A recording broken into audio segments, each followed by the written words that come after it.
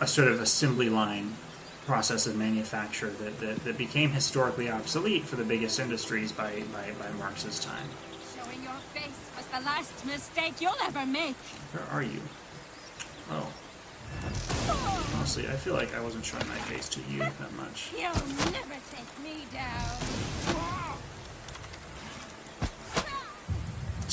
Just did. Alright.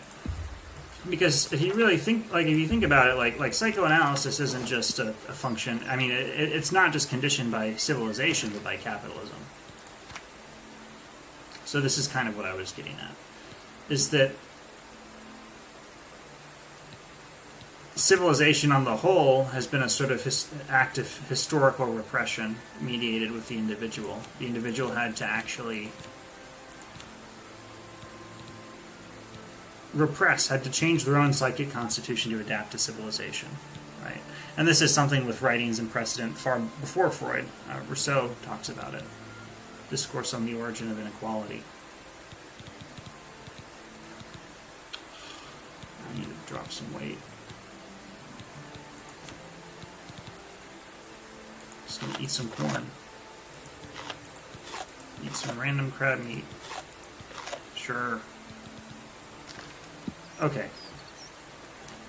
So the question is, what happens when society is changing so dynamically, and that change is so thoroughly mediated with the individual as it is in capitalism, that we can actually start to become conscious of this sort of repression as being a continually changing process. Right? And Freud, of course, it's always written. I mean, it's important to note that Freud was really talking about a specific kind of Viennese society.